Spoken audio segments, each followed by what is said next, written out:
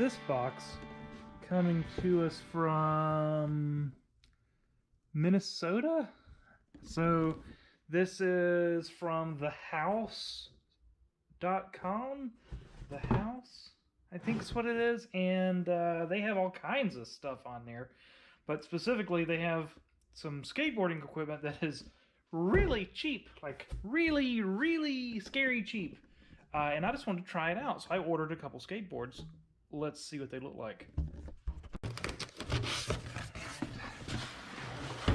Oh, there they are. So we've got a globe deck. Oh, I like the feels. 8.25 there.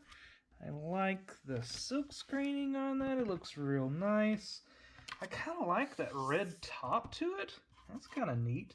Like, it feels nice. Like the firmness of it, man, let me tell you. Again, made in China, and I get that, you know, such is life. But it looks right. All right, it looks right. And the grip that's going on this one is going to be super cool. It's this amazing Element grip that I got during Black Friday for no money. And it looks like this. Oh, not too shabby, folks. Alright, and away we go. So, just for clarity, I paid 14 American dollars for this skateboard on sale from the house. I think it's .com. Which for a deck of any fashion is a killer deal, but it feels pretty good. Alright, feels pretty good in the hand. Looks great. Like, man, I'm here to tell you. Like, the silk screening, it's not silk screening, but the graphic on the bottom looks pretty good. Like, I don't see any issues with the graphic. The layers are colored layers, which is nice. I like that a lot. Man, yeah, I got no complaints. Sounds great. Oh my gosh. And look at here. For 14 bucks, you get stickers, brother. That's not bad. I can live with stickers for 14 bucks. Throw them in the stack with all the rest of the stickers I have. So let's lay out our grip tape and see what it looks like.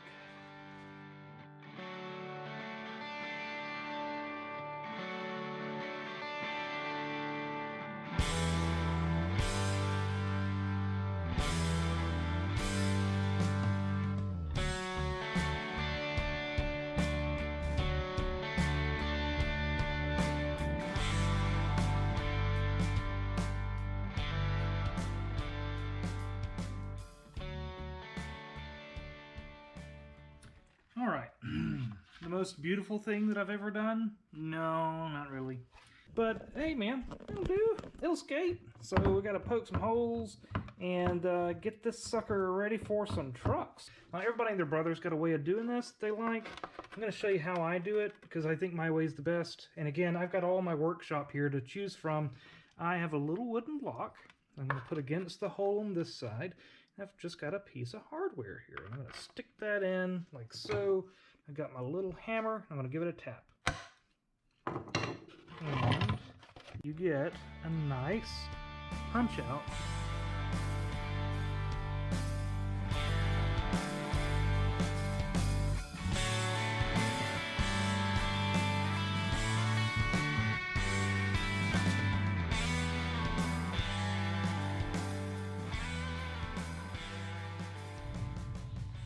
Alright, let's see what we got. Here we have some new. Oh man. Let's see, is there anything else in here? Oh my gosh, look at all that. We've got some skateboard wheels from Warehouse Skateboards. I guess that's the company that's distributing for Amazon these days. So these are little bitty, they're 52s, and man, I am really excited to try these out. These Bones X Formula are supposed to be a little harder than Dragon wheels. and yet slide like legitimately hard wheels.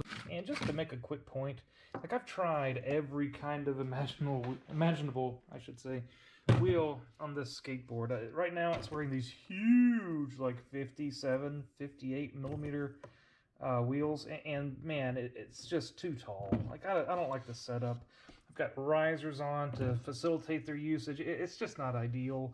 I have run these like old no name brand junk wheels, and I don't know what it is about these, but it's like the rolling resistance on them is just off the charts.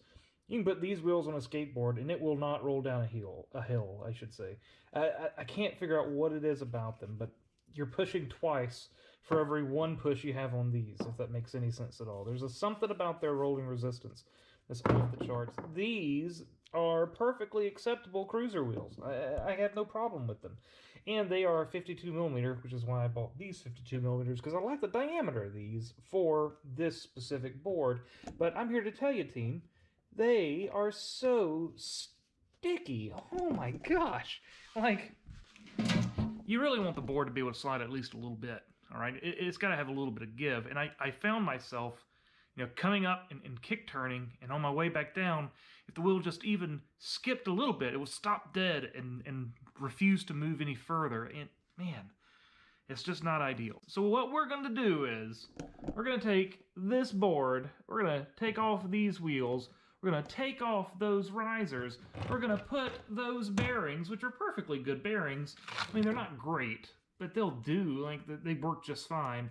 We'll put those bearings on these here wheels, and we're going to remount that to this skateboard, and we're going to see how it behaves. Alright, a few things before we can do business here. We got to get some spare parts, because I don't mind the hardware that I'm using here, but if you look, they're domed. These have a dome on them, which is kind of weird. This is not the way things are done these days. These actually came with another skateboard that I had when I purchased my first skateboard back in the 90s. This is a long time ago, and this is the hardware from that very first skateboard. And it's not ideal by modern standards, so we're going to swap that out with more traditional hardware, and hopefully this will make this a little bit better of a setup.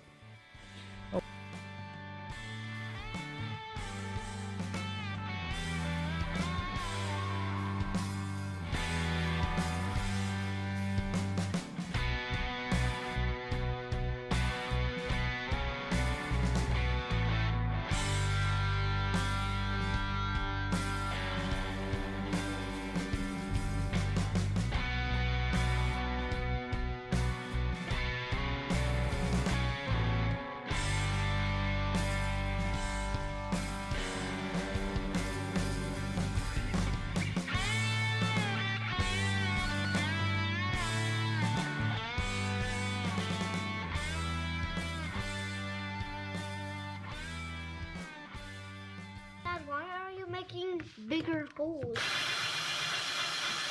They're not necessarily bigger, my guy.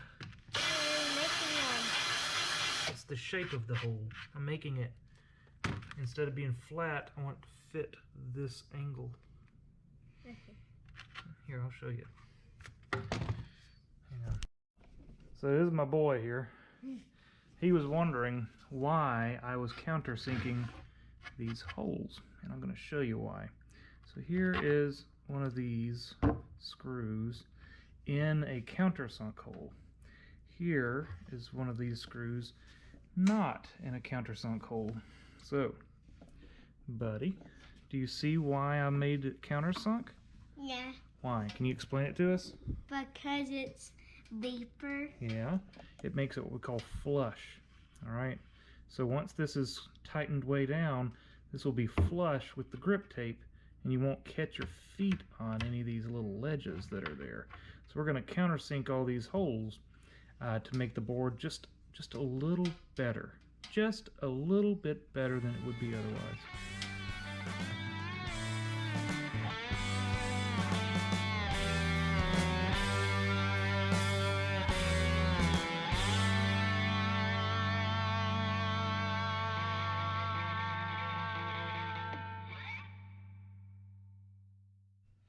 All right, always, always, always finish the tightening process by hand.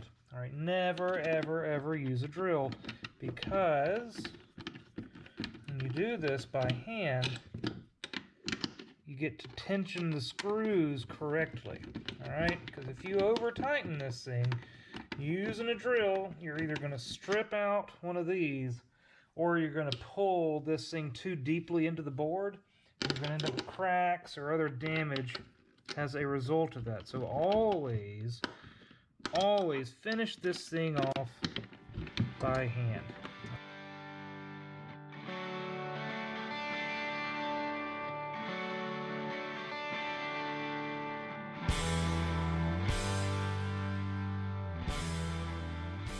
This board is an 825, and it's actually a little over 825, but it's close. All right, it's close. These are 139 millimeter trucks, which puts them right on 8 inches. Now, these trucks are perhaps just a little small for this deck, but if you do things in the correct fashion, correct being, a loose term here, you can make it work. All right, so what I'm going to do, and something that perhaps I shouldn't be proud of, is I'm going to put 3 speed washers. 3 speed washers onto each axle. All right, and if you're paying attention to this, these speed washers will space the wheels out so that when you put the nuts on the wheels, they are just the perfect width to just have the lock nut fit in place on the very first thread. About like that right there. In other words, we are making these trucks, which are very nice trucks, we're making these trucks just a little wider. All right, just a little wider. And that makes the skateboard here fit the truck to the wheel in an ideal fashion. Am I proud of it? Not necessarily. Does it do the job that I need it to do? Absolutely. Now, putting a wheel on for the first time, there's a point to be made here, and that point is that when you tighten the wheel down, you want to tighten it way too much. All right, way too much. And what that does is it really seats that bearing in there so that as you back it out, you can have the appropriate level of give, I should say, for the trucks to work correctly. So make sure you tighten the wheel down too hard the first time, and that'll let you do things correctly as we go. All right, well, there we have it.